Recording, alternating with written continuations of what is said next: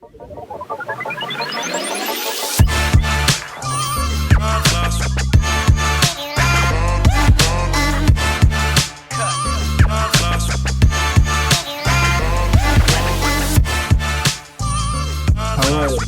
back to the Sheriff Reporter Podcast and YouTube channel. This podcast is presented by NoContextCFB.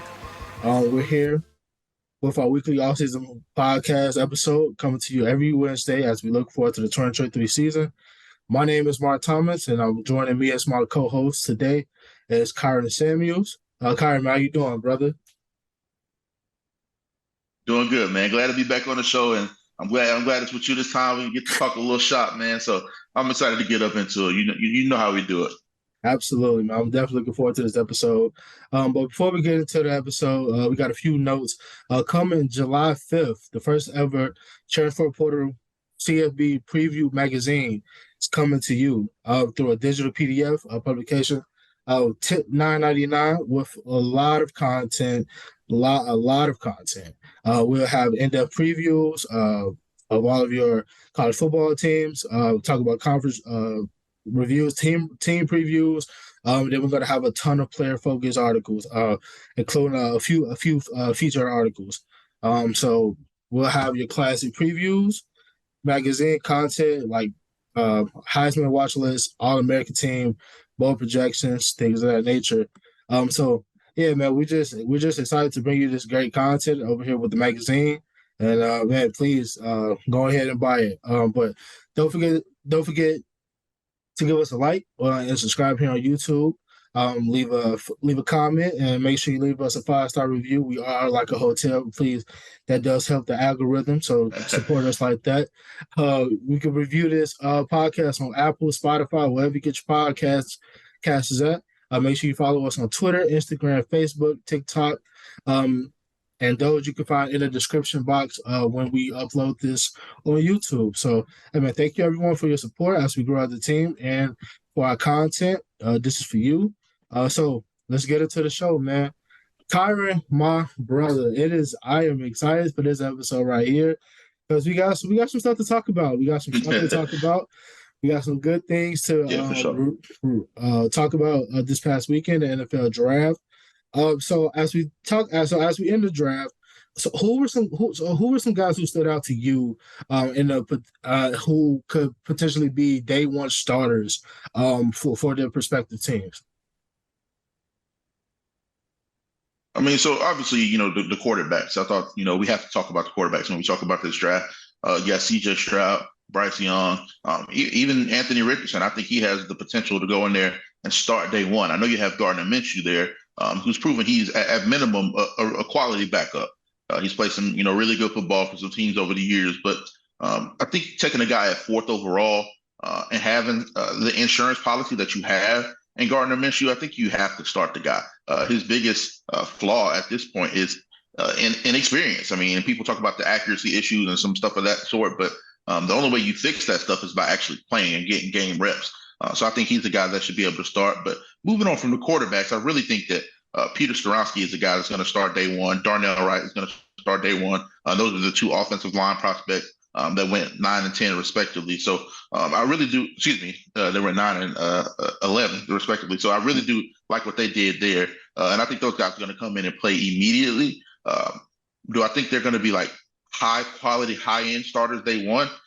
I actually do. I think they're going to be some of the best in the league. I think you look at the right tackles in the NFL. It's not far fetched to say Darnell Wright could be anywhere between, the 6th and 8th best offensive tackle on the right side of the football this season. It's not crazy to say that Peter Skoronski could be one of the best interior offensive linemen in the NFL this season if they do choose to move him inside. So I really like those guys offensively. I talk a lot about offense because, I played offense, and that's definitely where I spend most of my time looking. But defensively, a guy that I think has incredible value that they got in the second round is Brian Branch, the safety out of Alabama. He was pretty much a consensus top 15 or 20 player, but the value situation, how you are going to fit him scheme-wise, that was a concern for some teams. And he just fell a little bit longer than expected. But you talk about a guy that has the ability to start day one and be an impact player for a franchise. I truly think Brian Branch is one of those guys. And then giving D-line a little bit of love right here. I mean, how can we talk about impact and not talk about a guy like Jalen Carter? I know he's had some off the field stuff, but if we're talking about a football player, what he brings to the table as a football player and an athlete, I think he's going to be a day one impact guy, and I'm really looking forward to seeing him play because the rest of that defense line is so good. He's going to get a lot of solo one-on-one block. And he didn't even get a ton of that at Georgia, so I'm really looking forward to seeing those guys being unleashed when we get to the season here in September. Absolutely. I think this year's draft is probably I'm not a deep draft per se, but I will say there was a lot of talented guys. A lot of guys that does like have a lot of value to them, even though they didn't get picked as first round picks. They certainly had like second or third round grades, but they ended up being like day three guys. I think one guy in particular I would assume is DeJuan Jones. DeJuan, I mean, obviously DeJuan, he's like a project almost, but considering the fact that you got him in the fourth round, I believe, that's a Oh yeah. steal. He's a project. I think with like we talk about it all the time as development, right? Like the NFL is different. Obviously, it's not college, but I feel like if he lands in the perfect situation to where offensive line coach and an organization truly believes in his upside, I think they get an amazing talent out of that coming out of there. So I definitely think man, these guys that you talked about down our road, of course, he's coming to my Chicago Bears, so I'm definitely looking forward to him. He's an SEC guy. All we talk about and hear about is the SEC develop talent, and it means more down there. So hopefully, it can impact some wins. It can help him protect Justin Fields a lot more than what they did last year. But moving forward, man, let's. So we talk about the development, right? So speaking of development, we talk about the development of players. We talk about the scheme. When you talk about coordinators. So when we talk about coordinators, who are some of the top defensive coordinators that you think that are, or not even necessarily the top defensive coordinators, but who are some defensive coordinators that stand out to you that don't get a lot of love in the industry? Well, we kind of touched on it a little bit last week, but I did want to get more into it this week and get some guys that, like you just said, are doing the work and have the results, but probably aren't getting them out of media love and then the media hype. Some of the bigger names are, or guys that aren't producing that are at bigger schools are getting. So I really wanted to give Brad White, defensive coordinator at Kentucky, a lot of love. If you go look at their statistics the last 3 or 4 years, and I don't always like to use these arguments because statistics aren't created equal. Like you look at rushing offenses, and it's always going to be the triple option offenses, right? 1, 2, 3, typically. But that's a product of the offense, not necessarily the value or the efficiency, how good it is. So using that as an example, statistics aren't created equal, but doing what he does in the SEC against the level of talent that he has to see every week, it's pretty remarkable. I don't want to get into necessarily the schematics and exactly how he does it, but he's a guy that truly does not get enough love. I believe they held Georgia to like 16 points. I think it was Georgia's lowest point total of the last 2 seasons. Pretty remarkable considering Georgia had a top five offense. And they just held them to pretty much nothing, man. So it was really exciting to see that. And then another guy is Morgan Scully at the University of Utah. You talk about a guy that is going up against, conversely, the SEC has a ton of athletes, right? A ton of talent. But you talk about speed and getting guys on the perimeter and throwing the ball and having to see multiple weird offenses thrown at you every week. He's having to do a lot of that at Utah in the Pac-12. So for him to be able to be as versatile as he is and kind of adjust the scheme to fit whoever he's playing, you get USC one week and then you get a team like Oregon, and then you get a Washington, and then you get a UCLA. I mean, you just keep going on and on. Oregon State now has a high-powered offense, and they just do it in very different ways. So for Utah to have the identity to continue to just be dominant and have multiple scheme fits for everybody, it's something that's really impressive to me. And those two guys particularly don't get enough love, in my opinion. So shout out to Brad White and Morgan Scully because I don't think they get enough love at all. Absolutely, absolutely. I think those guys do a tremendous job at their prospective universities. So you kicked it off. You ended it with the Pac-12, so I'm gonna start off with the Pac-12. I think a guy who isn't talked about a lot is Brian Ward. He's now the defensive coordinator at Arizona State, formerly Washington State defensive coordinator. I think the game that stood out to me when Washington State played was the Wisconsin game. I think obviously Wisconsin big bad bully. Run the ball, run the rock. You know what time it is with up in Madison, jump around.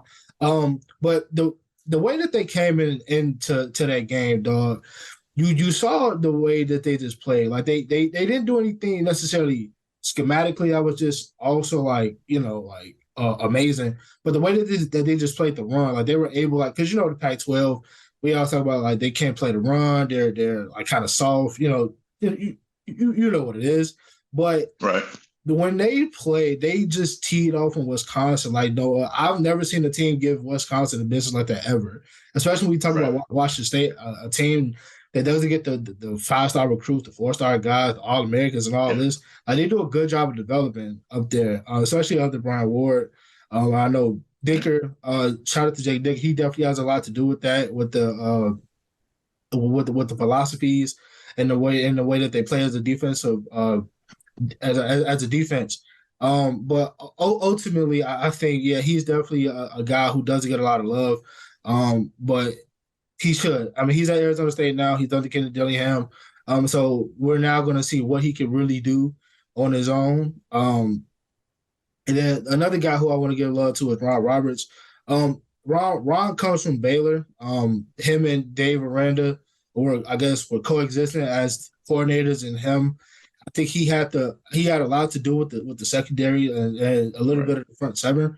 But I think the way that they scheme at Baylor is just it's something that you don't see a lot. Like, I look at the game at, when they played Caleb Williams. I think I want to say 2 years ago. Like, they just did a whole bunch of everything to try to stop that offense. Like, they just basically blitz to the formation, and then they covered the formation. But the way that they were able to just play downhill, because obviously, Lincoln Riley is just a war criminal. He's just going to do Right. what he's going to do. And to be Right. able to just hold that offense to just not be able to do anything the entire game was just a phenomenal thing.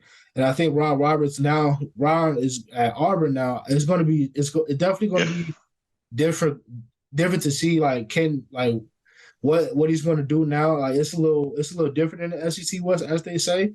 And like, will Auburn have the horses to compete in the front seven for sure? 'Cause I know that I guess in a way that in that defense, the star position of that defense is the star linebacker, who's going to be able to rotate, has to play the run, and he has to be able to cover. So I think that's somebody who is something to look out for, is Ron Roberts at Auburn. I think he's definitely going to have more talent, but I think it's just a preview of how they're going to buy into what he's selling.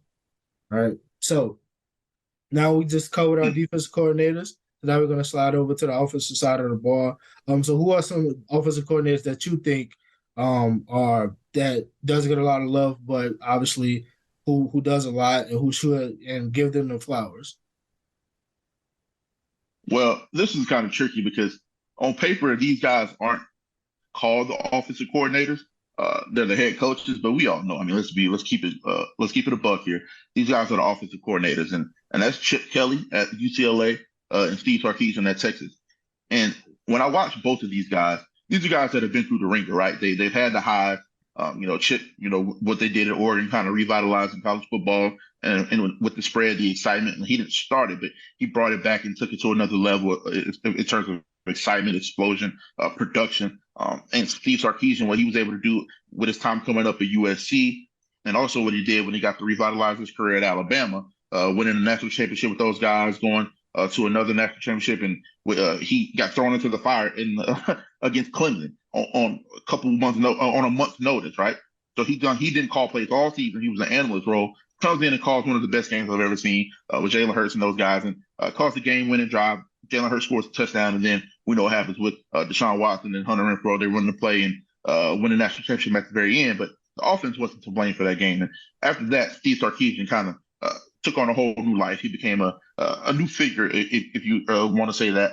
So I really love those guys because they've been through the fire. They've been through the highs, like I just said. They've been through the lows. We don't need to detail what happened with both of them with the lows, but we know, especially in the college football community, they've been through the ringer, man. So to see them come back on this side of it, and have the production that they're having at the schools that they are, because UCLA was down in the dumps for a little while. They're never a terrible program, but we're talking about we weren't talking about UCLA winning 10 games. We weren't talking about going wire to wire with USC's and the Oregons and the Pac-12 powerhouses. we weren't talking about them going down to the wire with those guys and really producing. And then same with Texas and Steve Sarkisian. Texas has been down for a little while, man. They had that one year where they came back and I believe they beat Georgia in the Sugar Bowl, I believe, and the famous Texas is back, like we're back, and then boom, right back down the next couple of years. So to see them come back and kind of Stark is kind of leveling out. Right, I think they went 6-5 his first year, or 7-5 his first year, and they took it a step further, and then won a bowl game this year. Oh, excuse me, went 8-4 this year. Took Alabama down to the wire, TCU down to the wire. Their losses were very, very close football games that they could have won. Probably should have won a couple of those games. So see the production, right? And the production is going to be more on Chip Kelly's side that I'm highlighting here. If we're talking about sheer numbers, it's absolutely ridiculous, especially considering what they were doing the years prior. So I really love him and what he was able to do there. But Sark is a little bit different because the production isn't necessarily as gaudy. You don't look at the numbers and like, oh my God, this is wild. But going back and watching those guys, because I've been scouting, some tackles here. I'm about to start doing my offensive line list for the 2024 football season, and just watching the offense back, man. It's just like Sark, the way he dials things up and the situational awareness, it's just really second to none. He had a lot of drops. I won't say anybody's name because we try to be impartial to some of these kids and let them build and grow. But and then there was a lot of stuff that happened when quarterbacks missing throws. Whether it was Quinn or Hudson, whoever it was at the time. Just missing throws or missing reads or just flat out being late on stuff. But if you're talking about the process of like calling plays, building on what you've done prior, running stuff to set up something in the running something in the first quarter to set up something in the third and fourth quarter.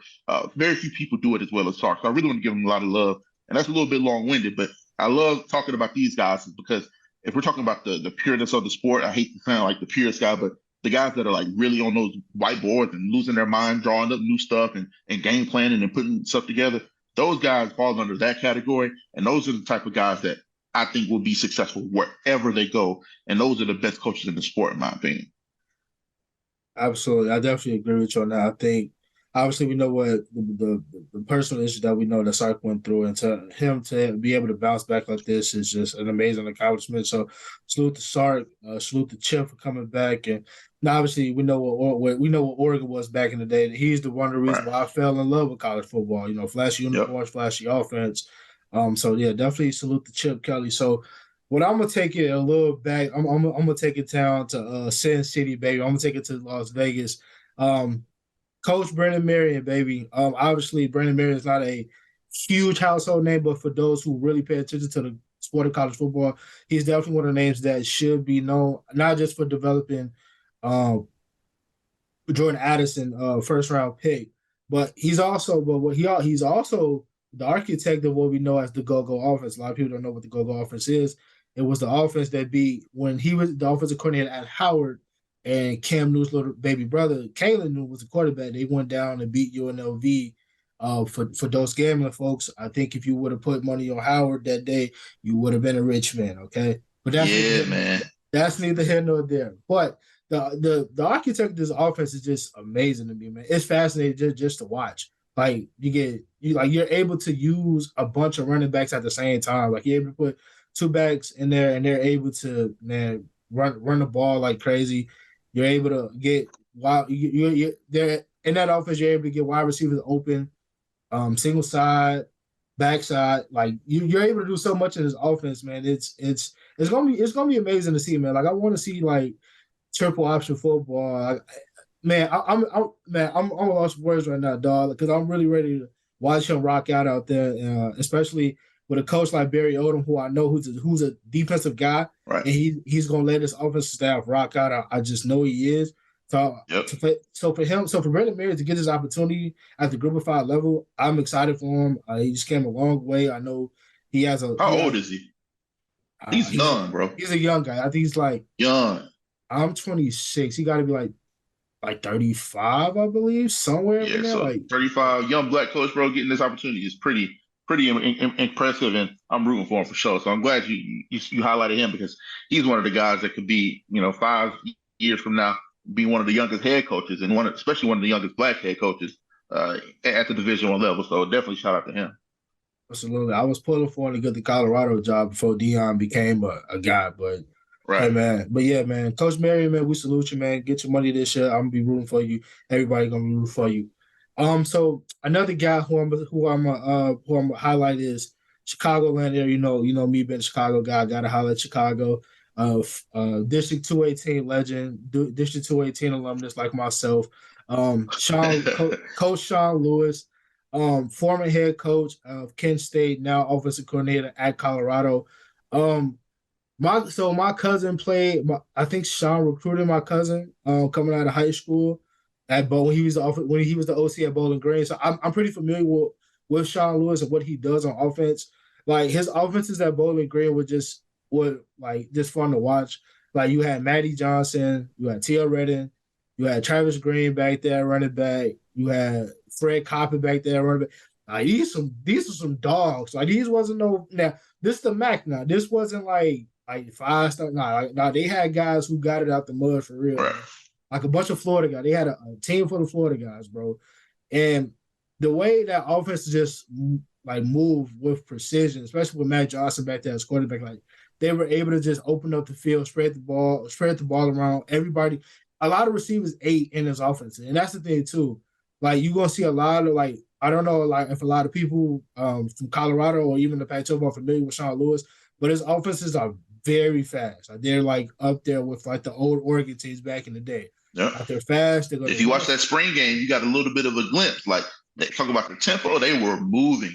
Absolutely. So you know the boys gonna be in shape, especially up in that Mile High City. But yeah, his offenses were just amazing to watch. Like his running backs always like got like were able just like to read the hole, get home. Like yeah, a lot of home run hits. Like they were able to just run the ball like with precision. Offensive line play has always been stellar. Even at Kent State, like you saw, like offenses were like very fast. A lot of tempo, same thing. A lot of screens, a lot of RPO, a lot of everything. Like you're gonna see like a modern offense. So he's definitely a guy. Like I think it's not. I mean, he's known for it, but I don't think he gets the true flowers that he deserves just for like being such a great offensive mind and like I guess in a way like an innovator.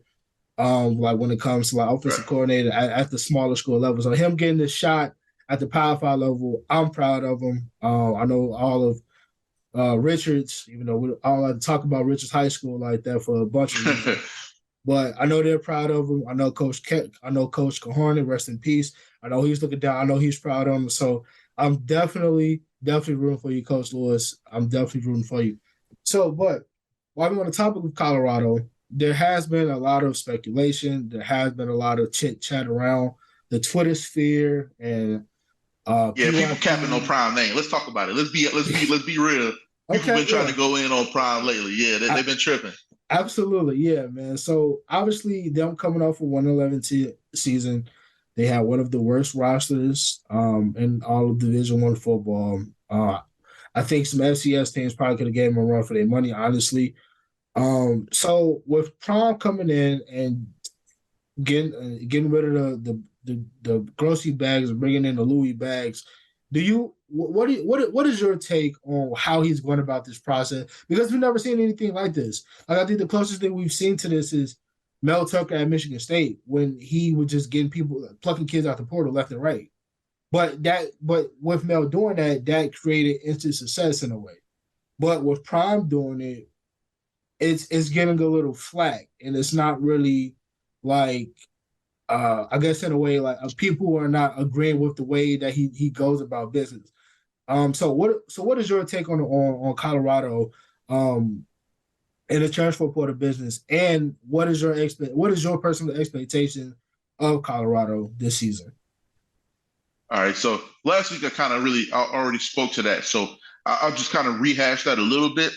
I think what he's doing is fine, bro. Like we said, it is unprecedented, but it's not necessarily unprecedented from the idea of it. Like you just said, Mel Tucker did it. Lincoln Riley did it. I mean, let's be honest. USC went from a 4-8 team and brought a bunch of transfers in, paid millions and millions and millions of dollars very publicly, very loudly, and it was not perceived this way at all. I mean, they had Caleb Williams signing Beats deals and Jordan Addison saying that he got $1.5 million to come. I mean, this was very public knowledge then. and it got a little bit of blowback but for the most part, everybody was just like, USC is back. We're excited to see USC back. It wasn't this big blow up. You didn't see a bunch of people saying that he's doing it the wrong way or talking about how bad it is for college football and calling them a joke and all the stuff that we see them calling Prime. So I do think it's being overblown because it's Prime, because he's so loud and because he's so proud of who he is and he's so confident in his ability to recruit, to show people. I said this a little bit last week, but go look at Well Off Media on YouTube. Look at the numbers that they put up on YouTube. Like, you don't get to see the insides of a college football or a pro football program the way you get to see Prime in Colorado. This doesn't happen at the NFL level, collegiate level, even in prominent high schools that probably would love to, advertise themselves more. Nobody does what they do. Literally every single day you get on that YouTube channel and you are seeing what happened inside the building that day. I'm sure they don't show every little single thing as far as what goes on in the meeting, the X's and O's, but you get to see who's coming in and out of there every day. You get to see the locker room camaraderie. You get to see the custodians, the lunch ladies. Everybody is on that channel. You don't get that type of access to any other program in the country, and I think that's a part of the reason people love him and hate him. Is because they're like, it's all about him. It's all about him. Well, there's a reason why everybody wants to come play for that guy. There's a reason why people want to coach for that guy. And sure, there's been some guys that have left in the portal, and I don't have any problem with those kids. Those guys that came with Prime initially and they have left in the portal, that might be just a product of, hey, you got a very good showcase opportunity here. You just played in front of however many tens of thousands of people. Your stock is as high as is ever going to be as a college football player. You might be better off somewhere else. Prom has said that before. He said that he's not going to hold guys back from going to, or he's not going to block their blessings going anywhere else. So I think it's fine what he's doing. This is unprecedented, but it needs to be unprecedented because they were just terribly bad last year. If you're serious about competing in a timely manner, this is what you got to do. And the fact of the matter is they've been making some nice headway on the transfer portal. They have the number one transfer portal class in college football by a long shot. Nobody's even close. So when you talk about that and talk about what they were able to do salvaging their recruiting class in the 2023 cycle and what it's looking like for the 2024 cycle, they're going to have one of the better recruiting classes in the country this year. So my expectations for them are to be competitive right away. How competitive, how much wins will that translate to? I'm not entirely sure. I think 5 wins should be the goal here. If you can get to 5 wins, if you can go from 1-11 to 5-7, I don't see how anybody could look at that as anything other than a vast improvement and a successful building block. I think the max that you can max out around here is probably about 7 wins. I mean, we've seen crazier things happen in the Pac-12. They have the best player in the Pac-12 right now outside of Caleb Williams, and that's Travis Hunter. If we're talking about just both sides' ability, this is something that's been kind of unanimously agreed upon that he could be a future draft pick one day as a wide receiver and as a defensive back. You don't have many talents like that ever to come through college football. So for Prime to say it and for other people, for pundits, coaches that like to echo that same sentiment, I'm giving him his flowers as that. So you have that, and then you arguably have one of the top 4 or 5 quarterbacks, and Shedeur Sanders as well. He was the best quarterback in the FCS last year. Now he's coming up. We saw a little bit of what he could do in the spring game and the Celebration Bowl. You got to see his talents on display. That is enough to keep you in games. This is college football. A couple really good players can carry the rest of the roster until it rounds out well enough. I don't have any doubt that they're going to score points. We just talked about Sean Lewis and the tempo. We just talked about Shedeur, some of the athletes that they have. I don't have a problem thinking they're going to score points. The defense is where I get a little bit concerned. Are they going to be able to get stops when it matters? But if you notice the trend, it's kind of we're just talking about Pac-12 football teams in general now. Like, that's the concern with every Pac-12 football team outside of Utah. There's no like defense. that's just There's right. No So I think they can quickly turn it around and become competitive in the Pac-12. And I kind of want to get your thoughts on that too, because it's like, what is considered a success? We kind of had an argument in our group chat about this last week. What success means. Shout out to Brain for Hoko. Shout out to Eric Cromenhawk, all my guys. But what does success look like to you? Because to me, if they go from 1-11 to 5-7, that was a successful building block year. Not a successful year in terms of wins and losses, right? Obviously, you want to win more than 5 games. But are you talking about building a program, taking the proper steps to become a program that is successful one day? That is the type of year you want to see in year 1. Absolutely. No. Yeah. I mean, to me already, I think expectations has already been exceeded just from a marketing standpoint. Like, you think about it, right? ain't like no disrespect to Coach Caldwell. Caldwell is a legend in this game. No disrespect, but Nah, disrespect the man. He was terrible. Get him. He needed to go, dog. brother, okay, no, but what I'm saying, but to be respectful, Caldwell has, and he beat Prime Carroll. He beat Prime Pete Carroll, dog. It ain't too many people say that. All right, so I'm gonna give him his respect, but like, dog, we ain't talking about like a Colorado team. Like we don't care about that. You know what I'm saying? Like we don't like it's the mystique isn't there no more. Like this isn't like Bill McCartney's Colorado team. This ain't Cordell. Like Cordell still ain't walking through that door with pads on, right? Right. Derek Hagan ain't shooting up. Chad Brown ain't shooting up no more.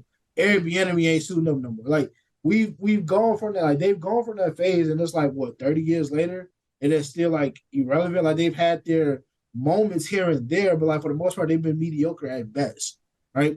So you got a guy like Prime coming in, bringing this talent in, and I was like, oh, it's a true buzz at Colorado. Like people don't understand. Like the fan base is what make these programs move, bro. Like last year, there was nobody at these spring. There was nobody at these games. Well, kind of sort. I think when USC came, somebody lied. Somebody argued with me, and they said, they had 45. There's 48,000 people at the spring game this year in a snowstorm. So somebody argued with me. There's 45,000 that came to the TCU game last year at the season opener, and I'm like, bro, what are we doing? He was trying to discredit the crazy success that they've had in the spring, and I'm like, bro, there's a huge difference between the excitement and the hope and the optimism of a season opener in September and a spring game from a 1-11 team in the middle of a snowstorm in April. Like people literally risking their lives to come watch that game, like driving through the snow, making that hard to come watch that team on a Saturday morning after they went 1-11. That's totally different than the season opener. So I see some people trying to discredit the success, and I'm like, that's just disingenuous at best, bro. Like this is incredible what he's done from a marketing standpoint. They had Alabama playing on ESPN on SEC Network, and Colorado was on the main ESPN station when that game was going on. That lets you know everything you need to know about how excited people are about Prime, and it broke the viewing record on ESPN for the most viewed spring game in 8 years. So that lets you know how excited people are to watch them. Whether they're hating or they loving on them, people want to see it. So people got to stop trying to discredit that success for sure. Absolutely. But when we talk about the on-field product, I think 5 wins would be good. We don't want, like you said, we don't want 5 wins, but I mean, it's always a drastic improvement. But what the thing about the 5 wins is that I don't think people really understand like what it takes to build a team. And now it's like you have to build a team full of college kids who come from all over the country. You're trying to, you know what it reminds me of, bro? No bull. It reminds me of JUCO a little bit because you got real talk. Because you got to get all these kids, bro, to buy what you're selling, to learn your offense, learn your defense, learn the footwork, learn the technique. And you got to do this. And what they play in what is it? May 2nd, June, July, all 3 months, bro. You got like 8 to 12 weeks to try to learn this offense, dog. Like that's they got another month before the team even going to be finalized because they're still adding people through the portal. So you really only got about 2 months. Exactly. Like these are things. These are small nuances, bro. Nobody talks about. Like this is about to be like his staff is about to earn that money. However much they get, they about to earn every single penny of that salary because this is about to be the hardest job they've ever done because you've never seen a gang of kids come in like this, especially at the Power 5 level. This is never heard of. You know what I'm saying? Yeah. Like to just come in and try to learn this offense in like less than, like you say, they still finalizing the roster. Then you got fall camp. You got 2 weeks to learn it. No, then you got an off season. So it's about to be like. And then the season opener is against the team that just played for a national championship. So there you have it, like behind the 8 ball. Absolutely. So it's going to be tough. It's definitely going to be difficult. But like I said, if he wins 5 games, I'm tipping my hat. I don't think people realize how hard this is. This is, like I said, this is the equivalent to junior college, bro. Yep. This is the only thing I can compare it to because you never see anything like this at the Power 5 level. So, I mean, hopefully, I know Prague will get it together. It may not be year 1, but I think they're gonna give him 3 years, give him a legit 3 to 5 years to build it to what you want it to be, and just let it rock out. Because obviously you got to deal with USC out there in the pack, then you got to deal with Oregon, and then the God, Kellen DeBoer, Washington. I think these are teams that definitely these are teams definitely going to like be competitive year in and year out. So hopefully Colorado can find their niche somewhere. I mean, maybe it may not be at the top, but hopefully they can be consistently good. They can be consistently good. I think you've done your job at Colorado. All right. So from one black coach to another, we're gonna talk about our brother from Notre Dame, Marcus Freeman. Um, Yes, sir. I mean, obviously, our season was pretty good to him because he got, and I think one of the best quarterbacks in the country coming back to college football. Sam Hartman, Tyler Buckner hit the door. But we'll talk about Tyler Buckner in just a second. But Sam Hartman, Marcus Freeman, what do you think are their expectations for this season? Listen, bro. I thought the defense was decent last year. Actually, I think I'm shortchanged. I thought they were really good last year, especially considering how much of a load they had to carry for until the end of the season. We saw Tommy Rees and the offense start to get rolling probably around the USC game. I know they couldn't outscore USC, but we start to see it like really take off around that point. Then they had a really good bowl game with the South Carolina game, and you start to see the offense start to click a little bit more. But I think the defense is going to take an even further step this year. I think they're going to go from really good to fringe elite. I think they'll be one of the better defenses in college football this year. Offense is the thing that I'm like not worried about either. Sam Hartman is such a drastic step up in quality from the quarterbacks that they've been revolving the last 3 or 4 years that it's not even funny. So you talk about just getting, and I think if they had Sam Hartman as their quarterback last year, they probably in the playoffs. And I'm not saying they'll win a playoff game, but they probably beat Ohio State that first week, week 1 or 2, whenever they played. They probably beat Ohio State that game. They probably beat USC. They definitely beat Marshall. Like the games that they lost with a better quarterback, they win all of those games. Let's just like, be honest about it. So I think they are in prime position to not only shock people, but I think make a playoff game and potentially win a playoff game. I don't say they're going to go to the national championship or win a national championship. I'm not going to do that because that's just unfair to Marcus Freeman, just being straight up. But I think the team is in prime position to contend for a spot in the playoffs. I think 11-1, 12-0 regular season isn't out of the realm of possibility. I think they could beat USC. Are they playing Ohio State again? I haven't looked at the schedule so far, but I think they are playing Ohio State again. Yep. And I wouldn't be shocked to see them beat Ohio State. I mean, Ohio State is a very good football team, but I think Notre Dame may be even a better football team this year. We saw as evidence of the game last year, Notre Dame didn't get blown out by anybody that they lost to. They're going to be in every football game that they play. Now with the better offense, year 2 under Marcus Freeman and the defense, I think they're only going to take a step forward there. I'm really, really looking forward to this because, like I said, I think they're going to be in contention for a playoff spot. Definitely. Oh yeah, definitely, man. I understand. I think Notre Dame is in one of those positions. My dad's a huge Notre Dame fan. I was telling him it's like they're good, but they're good until they run up against somebody that's just better, right? I always look at Right. Notre Dame as one of those programs where it's like kind of like the old Michigan. Like they always like beat up on people, but then once they face like a different type of team, like an Alabama, like it's just different, right? So you know what? I'm gonna ask you this question. Okay, so being the college football savant that you are, what would it honestly take for a Notre Dame team to win a national championship? Because they've been there. Brian Kelly's gotten them there, but now I think they're in a position to where like, is it like, are they ready to like take that next step into that stratosphere of competing for a national championship, or are they just going to be like the same? Oh, we're going to continue with our independent schedule, but we won't play anybody of the higher tier. I mean, they've done it now with the games with Ohio State, but like to compete against like a Georgia now. Georgia's the new top dog in college football.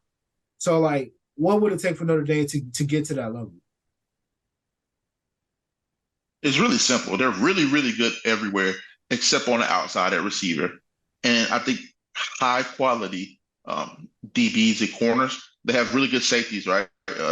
They've put out a lot of safeties over the last couple of years. They always have some good linebackers, some good defensive linemen. I think just explosion is what they're missing. Explosive athletes. It's a little bit more difficult because Notre Dame and the academic requirements, excuse me, it may hinder them a little bit. But man, I've seen Stanford field some crazy athletes before. I've seen, North Carolina is not an easy school to get into. That is a premier academic institution. Duke is a premier academic institution. I've seen Duke field explosive athletes before. So I think that's what they're missing on the perimeter and a quarterback. But now they have the quarterback, so that's not an excuse anymore. So you got your quarterback, you got your defense. They always going to have an offensive line, right? One of the better offensive line producers in the country. They always have a pretty solid running back as well. I mean, you look over the last 10 years, they've had a nice little run on running backs here, at least collegiate level good running backs.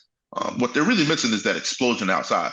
They don't have for lack of a better name right now, they don't have any Marvins, or they don't have any JSNs or any Smitties or Waddles or some of the guys that we've come accustomed to really, or the Chases and the Jeffersons. I mean, you look at the national champions the last, 6 times, they've had a stable of receivers. Even Georgia. I mean, they don't have the solo premier receiver, but they have 5 or 6 really good, explosive, versatile pieces that they can mismatch and use in different areas and places to be productive. So I think that's what Notre Dame's missing. If they had that, or if they have that going forward, they can compete with anybody because they're going to be really good defensively. They're going to have good protection, and they're going to have a good running game. So I think if they can just really hone in on that, you can really focus on that. And Freeman has done the hell. I don't think people are giving him enough credit. What he's doing on the recruiting trail, he is absolutely killing it right now. They're a top 5 with the Alabamas, the Clemsons, the Georgias, the USCs, what have you. Notre Dame is right there. And I don't think people realize how hard that is to do with a school that, one, is very hard academically.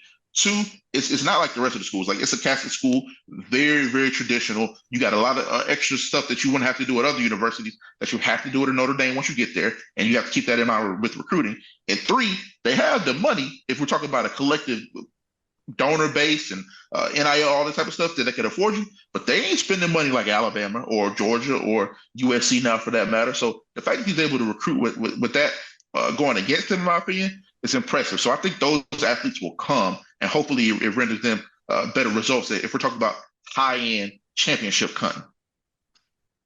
Definitely, that's definitely going to exert. Like the great Carl Reed always told me, they say offensive linemen always get better grades than skill players anyway. So I definitely understand why the trenches are elite at Notre Dame.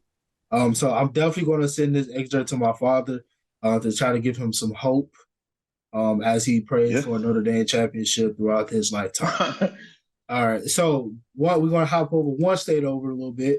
Columbus, Ryan Day, coming off of a great season, but not a dream season as we will all wish to hope. He was like 2 minutes away from saying they're supposed to be SEC, but ended up getting kicked in the teeth by an SEC school, one kick away. So obviously, one kick away. No CJ Stroud, no JSN, but we do have some talent coming back in this room. Obviously, leading off with Marv Jr. It's going to be the first receiver off the board next year's draft. I think we need to talk about that as easy as that may be. But there are some questions. And they probably got number 2 as well with Emeka Ibuka. He's probably the consensus wide receiver 2. That's true. Jesus. Okay. I forgot about Emeka. My bad. Man, boy, yeah. They're nice, bro. Yeah, Ohio State about to be loaded. But there are some questions, though, about this defense. Obviously, Jim Knowles, the $2 million man, was 5 plays away from beating Michigan. Obviously, if you look at that game in total, Ohio State had them beat defensively. That was like a perfect, not a perfect game, but I think a damn near perfect game when you talk about Notre Dame. Not Notre Dame. When you talk about Ohio State, like playing Michigan away, like the entire game they ran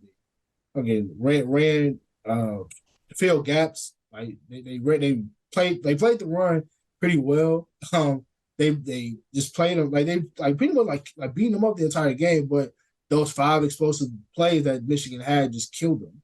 So obviously, so what do you think the expectations are in Ohio? In Columbus that Ryan Day is headed to? Like, do you think he's going to be uh natty champs, or are they beating Michigan, or are they beating Notre Dame this year? Like what do you think is going to happen? Well, it's a twofold question, right? The expectation is always a national championship. Like that's just what it is. You're at the University of the Ohio State University, and honestly, there's truly no excuse not to get it done. Like you look at the talent they have on a roster, they're as talented as any university in the country. The offensive line that has a couple of NFL prospects on it. The wide receiver room is by far the deepest and the best in the country. The running back room has a case to be the deepest room in the country, but you have three legit running backs. I mean, the defense, I think, is solid. I do think they're missing the high end pass rushers that they've been used to. I know they have JT Tiamolau. I'm not 100% sure how to pronounce the name, but they have a really good edge guy in him.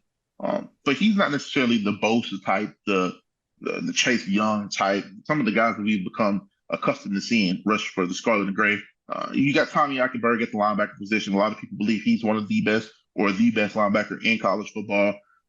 You got Denzel Burke in the backfield. I mean, you got some talent still in that backfield on the back end of the defense. I think they have enough to get it done. But I say all that to say, my expectation realistically for them is to drop 2 or 3 games this year. And I know that sounds sacrilegious to say. I can't even remember the last time they've done that. But In a while, it's hard to see them. It's hard to see them beating Michigan again. I just like not that they don't have the matchup wise. It's like a mentality thing. It's like an identity thing. Like where are the trenches to stop that fourth quarter cascade again? When Michigan starts to get running downhill, they got Blake Corum coming back. They got Donovan Edwards coming back. JJ McCarthy's coming back. I mean, listen, Michigan isn't going anywhere. I know Ohio State fans hate to hear that, but it's not for the lack of talent. They should, in my opinion, beat those guys. They should, in my opinion, go to the national championship and face whoever wins the SEC this year because it's going to be one of those teams. So it's like whoever that is, I think Ohio State should be the team challenging them or at least playing them in the first round of the playoffs, however it shakes out. But with Ryan Day, the identity, I just don't see it's not Urban's Ohio State. It's not Tressel's Ohio State. These are guys that are front runners. I hate to say it like that because I don't know these kids, but like I can only go off of what I see on the screen. When it's going good, it's going great. It's basketball on grass. You got whoever the quarterback is, and I'm not necessarily too worried about the quarterback. If you can't look good behind that offensive line and throwing to those guys, you shouldn't be playing Division I football. Like point blank, period. Like, are there levels of good when we're talking about quarterbacks? Absolutely. But if you're a quarterback, you can't ask for a better situation to come into. So the fact that they have those weapons to throw to, I'm not really worried about that. I'm worried about the game management. I'm worried about the adjustments. I'm worried about the identity, the makeup of the program. I'm not seeing the old Ohio State that I used to see, and hopefully it translates to wins because I do think that they are probably the second most or the most talented team in college football. I just like to hear your opinion about it because I just don't see the identity. When I watch Georgia play, I know that's Georgia football. And I wouldn't even use another SEC school. When I watch TCU play, I see the brand of football they're trying to play. Even USC with Lincoln Riley and the type of schemes that they run, and just they have an identity. Utah, an identity. What's Ohio State's identity? I can't put my finger on it. Nah, I definitely think you hit it on the head. I tell people this all the time. Like Utah is the standard in the Pac-12. Alabama Yep. is old Alabama was the standard of college football. Like you can But take Georgia is just like the Duke version of Alabama. I'm cool saying Georgia's the standard right now because they won. I mean, they split the last 2 SEC championships because Bama beat them one time, but they won the national championship 2 years in a row with a lot of Alabama's old coaches. But it's the same. It's the identity is the same. The process and the thought behind it is the same. So I do agree. Like it's okay. Say Georgia is the standard. No, but I was about to say like old Alabama was the standard. Like when you talk about like back in like them trenches, like them Jesse Williams, I always bring these dudes up because I just love old Alabama. What's that? Old Alabama. Man, Jesse Williams, Marcel Darius, and them boys. Oh yes, bro. Like I love that type of football. Like them dudes are just like tough as hell. It's coming back.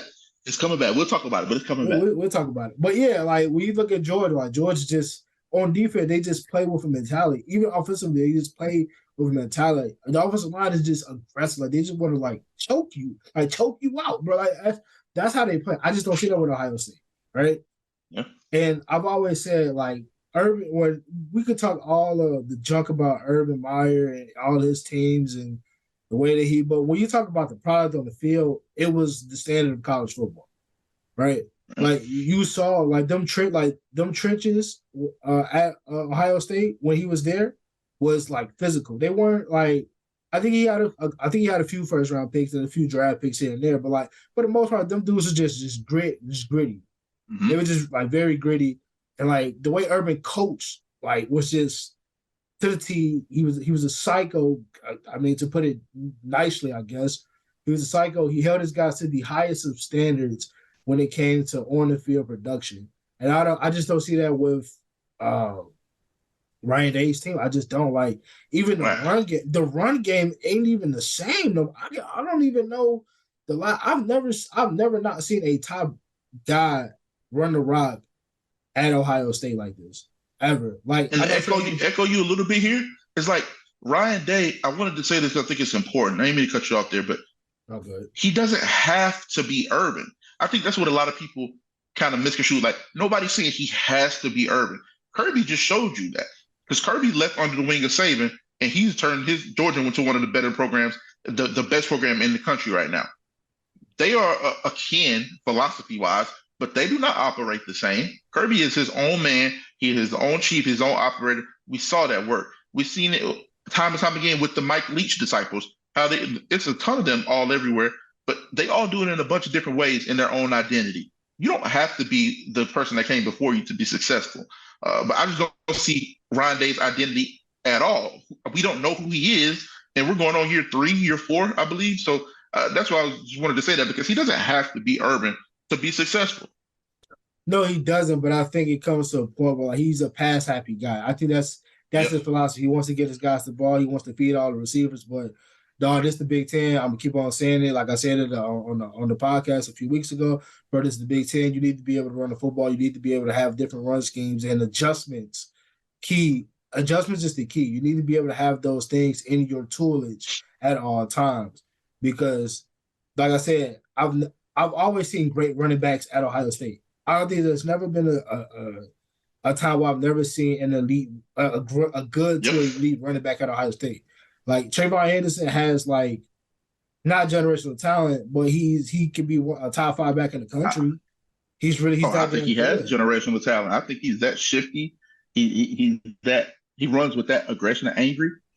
He's not like Bijan Robinson. But you talk about generational for college, he could be. He had one of the better freshman years we've ever seen in college football. So it's kind of weird to see that taper off last year. Hopefully he can get back to form, because I think he's one of the 3 or 4 best running backs in college football. Yeah, but you saw like with the offensive line play last year, like you saw they didn't look like they were like in cohesion together, because like I always say, like I mean, you're an offensive lineman, you're a great offensive lineman, you're a future Arena Football Hall of Fame, I believe. But we could talk just a little bit about church play, then we can hop into our next segment real quick. So like when you talk about like Ohio State and they're a very pass happy team, does that like help you lose some of your aggression when it comes to run blocking? Because I just see, because when you like pass set the entire, like I want to say like 60 to 65% of the time, like you get so used to just shuffling back and not being able to just fire out, you're going to go pop somebody in the mouth. Like when it came time for them to get into the run game, I saw they wasn't moving bodies as much as I would have liked them to. So you can speak a little bit on that if you can. I mean, so it's a twofold question as well, but short answer is yes, absolutely. You get in there and it's like it's just muscle memory. Like you train your body to do something, over and over and over and over and over again. So if you're pass blocking this much in the game, and I do think Ohio State tries to establish a run at times, it's just never consistent enough. But it's like when you're pass blocking that much in the game, you have to be pass blocking that much in practice. It's just simple math. It's just 1 and 1 makes 2 there. Like, so if you're training pass blocking. You're training vertical passing sets. You're training passing off stunts. Um, Sometimes you just need to get under that shoot, bro. You get under that shoot, and I don't know if they do or don't, but you just got to get on that shoot, under that shoot. You got to get on that sled, that 5-man sled, and just grind it out. Like we don't see those type of finishes. You remember the 2014 or it was 2015, but the 2014 season, Ohio State played Alabama in the Sugar Bowl, and we saw them run for 200 plus yards. I don't think we had ever seen that at that point. We don't see those type of maulers anymore at Ohio State. We don't see that mentality. And like you said, they put out, NFL offensive linemen. They just put out another two. I mean, Paris Johnson Jr. was the first offensive lineman off the board this year.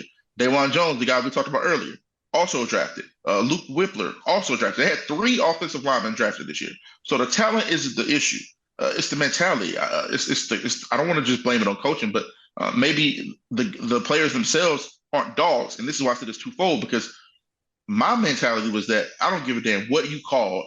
When it's time to run the rock and fire off the ball, I'm firing off the rock and knocking somebody off the ball. Like that's also something that's just inherently in you. Like we know we from a certain part of America. Like it's not in you. It's not on me. It's in me. Like it's just in you, dog. So if you have that, it doesn't matter what Ryan Day's calling. You're gonna be out there. You're gonna dominate. You're gonna come off the ball because it's just who you are. So I think it's a little bit of both: the identity, the play calling, and the type of guys, because talent ain't the issue.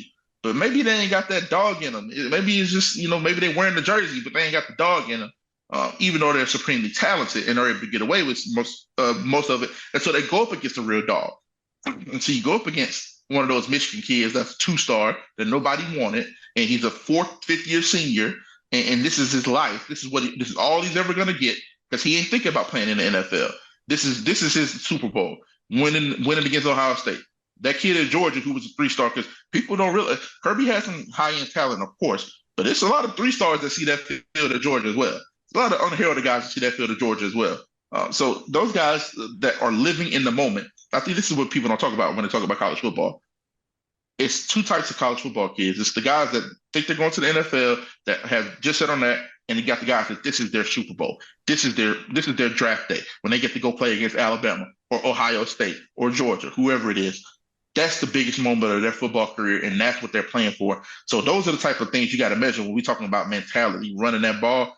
That's a long-winded way to say you either got the dog in you or you don't. And I'm just being led to believe they don't have a lot of dog in them. Yeah. Couldn't have said it better myself, brother. That was a great expert. That was a great dissertation that you just gave my offensive line player, brother. I definitely greatly appreciate that. But speaking of dogs, we're going to talk about the old dog down there in Tuscaloosa, Alabama, man. Nick Saban. Oh man. They said he's washed, he's cooked. He don't got it in. He don't got the dog in him no more. They said Curry done took over the spot. They said Nick on this way to Panama and finna go retire somewhere. So obviously Tyler Buckner, transfer quarterback, coming into Tuscaloosa, the former head coach Tommy Rees. So just speaking a little bit about Bama. I mean, obviously we know. I mean, just from the spring game that I saw, I think the mentality is back a little bit. I think they're starting to get that swagger back a little bit. I mean, they've never been a talent. They've never been talent shorted. Like when it comes to offensive players and defensive front seven and even the secondary. So speak a little bit about what's your expectations on Alabama. Well, so my expectations for Alabama is the same that it is for Georgia and Ohio State, and that's to win a national championship. I mean, you don't play for anything else when you go to the University of Alabama or when you go to Georgia or an Ohio State or now a USC. The expectation is to win a national championship. And this is what I want. You know how when we do they cut up the clips to put on social media and send out. Cut this one up because I'm talking to Alabama fans here. Stop talking about the quarterback. Like we care way too much about who the quarterback is right now.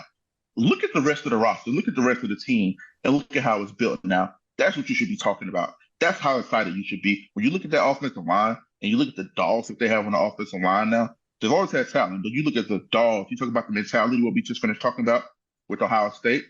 You got the kid, Caden Proctor. You got Seth McLaughlin. You got Tyler Booker. You got Jason Latham, who's one of the three best tackles in the country. You fill out the rest with one more spot on the offensive line, but they have dogs. You talk about the running back room, probably the most talented running back room in the country, with the exception of maybe Michigan has an argument. I can't think of anybody else who has a better argument right now. You got Jason McClellan, who probably would have been a fourth, fifth round pick if he left this year. But then you got the young kid, Justice Haynes. You got Roydell Williams still there. You got the young kid, Richard Young, coming in. I mean, you got a couple more guys that I can name, but you're 5'6" deep at running back. The tight ends is what I would let the spring game being most excited about with CJ Diffrey, some of the guys, especially with Tommy Reese. We'll talk about him in a second, getting the ball to those guys. Then you look at the receiver room, who's been a little bit criticized here, but I like what I saw from Malik Benson. I like what I saw from Kobe Prentice. I like the matchups that we have when you talk about being outside and having vertical threats, intermediate threats, short threats. Everything that you need to be an efficient offense is in that wide receiver room. Then you go to defense, and I could spend all day talking about the defense, but I won't. All I'll say is that the defense, the identity is back. We know how much talent is already on that defense. I will give a shout out to one player. I thought Justin Jefferson did a hell of a job in the spring game of the JUCO transfer linebacker. Talk about mentality. You talk about dogs. The defense is back. The defense was top 10 last year. I have zero doubt that Kevin Steele's going to get the defense going. And I'm of the mind to believe that Tommy Reese will be balanced. And that's all you have to do is be balanced. Run the football, be efficient on first and third downs when you do take your chop passes, and don't turn the football over. You win national championships that way. So everybody's talking about the quarterback, who the quarterback's going to be. Is it Milrow? Is it Simpson? Is it Buckner? Is it somebody that we don't know that might transfer in yet? Who cares who the quarterback is? The mentality is there. The talent is there. And if there's one thing I've been, taught to bet on, is that underdog Saban is going to come back and shut people up in the greatest of ways. And I think that's what's going to happen this year. I truly do. I think the team is that talent rich everywhere. And the quarterback situation will flesh itself out. But the quarterback situation is the least of my worries. I think you said it best, man. I think we can end on that. I think Alabama's in a position to where I think ultimately, like I said earlier, like the talent is there. The mentality is starting to get back from what Nick has said in his press conferences. But I mean, you don't need I always said this in college football. You if you have elite quarterback play, you can win a bunch of games. But I think in Alabama's case, you don't, because you have the studs all around. All you have to do is just be like an elite game manager. If you could be an elite game manager, you could be a national championship, or at least compete for a national championship. Like I think when it comes, because we get so caught up in can this quarterback make the throw? Can this quarterback is he a first round guy? Is he this? Is he that? Like, nah, man, just let him be like I guess Stetson Bennett almost. Even though I don't want to say that. But if he can be Stetson Bennett, that's cool. That's fine. Like he did his job and more. Like he can be a Greg McElroy won a chip, man. Right, yeah, man. AJ McCarron, bro. Like we've seen this before. So it's not like we don't need the generational, we don't need Tua, we don't need the quote unquote generational talents and quarterbacks to necessarily win. Even though I think because people want to talk about the run at Clemson that they have, that was elite, but we'll probably never see that again. Maybe, but but you don't need that, right? But if you could just come in the run game, like you said, they're deep, the deep is ever at running back. They're gonna have. They shout out to Richard Young. His coach is now at Colorado. His high school coach is at Colorado. He's a player personnel director there. So shout out Coach Chaney. We rooting for you out there, brother. But yeah, man, they got talent all around, so they don't need a great quarterback to win. You just need to put him in a position to make the throws. Have the offensive line is going to be dominant. I mean, that ain't nothing new. And just let the running backs go out there and make runs, and let the receivers run and catch balls and make plays when they need to. You don't need to overcomplicate it at all. So I think Alabama will be in a great position. It'll be interesting to see what they're going to do this year. So I hopefully we get a rematch of Georgia and Bama in the SEC championship, and maybe we may see them in the playoffs. So I'm excited for it. Absolutely. And answer the question, the expectation. My expectation is to be 12-0 at the end of the regular season, and who knows what happens in the SEC championship, like you just said. And then I think you see both of them in the playoffs regardless. I do think that's what's going to happen. But I am not counting out LSU at all. I think LSU is a great program. Brian Kelly's done is impressive, but teams don't come into Tuscaloosa and win. I mean, I think it's only happened 3 times during Nick Saban's entire tenure. So teams just don't come in the Tuscaloosa and win football games. So to answer the question, I do think they'll be undefeated regular season and then playing um, Georgia for the SEC championship, and then all bets are off because I think Georgia, you got to give them their proper respect. Absolutely, man. Man, great excerpt. Great talking to my guy Kyron Samuels. Kyron, where can they find you on the socials, brother? If you want to give any shout outs, give them a shout out.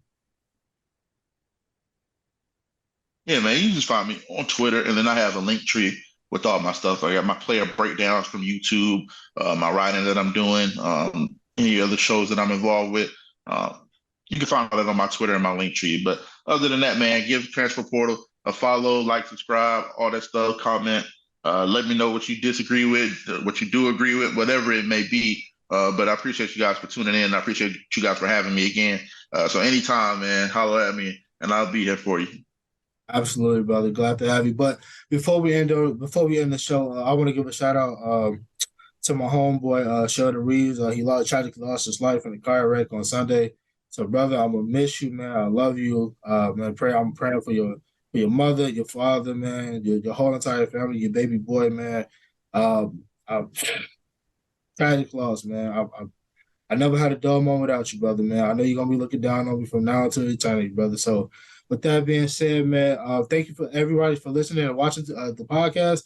Once again, you can give us a like, subscribe to the channel, give us a follow. Make sure you leave that 5-star review. It helps with the algorithm. We try to get them views up. So we can try to get some good sponsorships so we can make really, ching on the side.